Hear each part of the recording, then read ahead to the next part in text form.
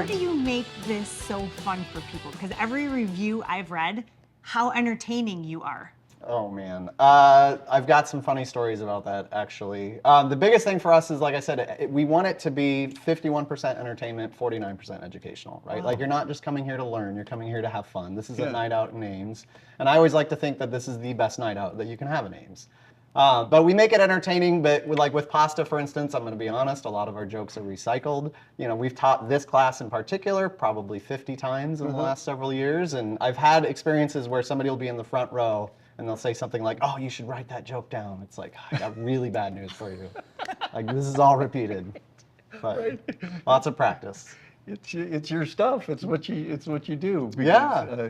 Because you've done the class before. Exactly, and food is fun, and so we try to make food fun. Because Yeah. if we don't make it fun, then it becomes intimidating and unapproachable. Yeah. And the whole thing we're trying to do is to make all food approachable for everybody, regardless of your skill. We're in an incredible space.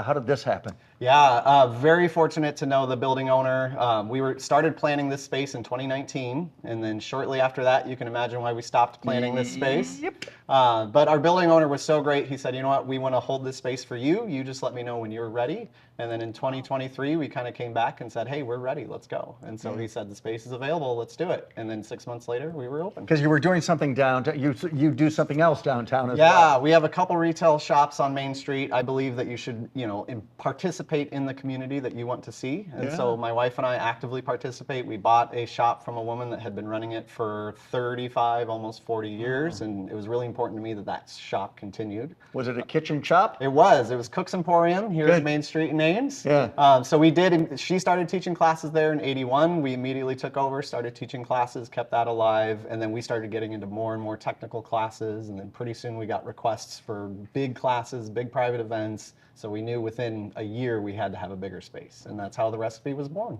But the space really means a lot to you because you are from here. So your heart is here, even though you ventured out a little bit, you came back. Yeah, absolutely. I knew I wanted to buy Cook's. I knew I wanted to keep it going because I've been shopping there since I was 5 years old. And so it was really important for me. Yeah, and it's been such a staple for downtown Ames. So it's just been so important to keep that alive and keep that going.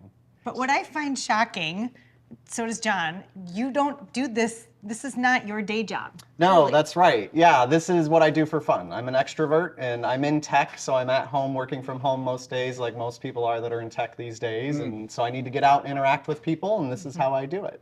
And it's really fun for us because there's other people in town that work remotely, and this is what they do for their social hour. So a lot of our regulars come in a couple times a week, maybe a couple times a month, just to interact with people and have fun with us. You have a story that we hear a lot, and that's that this is your hometown. This is where you were raised, and you left and somehow made it back home. Yep. And can you, for a moment, talk about Ames then and Ames now? Oh yeah, absolutely. I remember growing up in Ames. I remember downtown being really special. I was living in Minneapolis for a while, and I had a friend that opened a restaurant here that I was helping him out on his food truck back when it was a food truck. And we were working the art festival, I think it was, in September. And I remember just having this moment as I'm in the back slicing barbecue and serving customers thinking, I really need to get out of Minneapolis and get back to town. Wow. So here we are. And you made it home. We made it home. Yeah.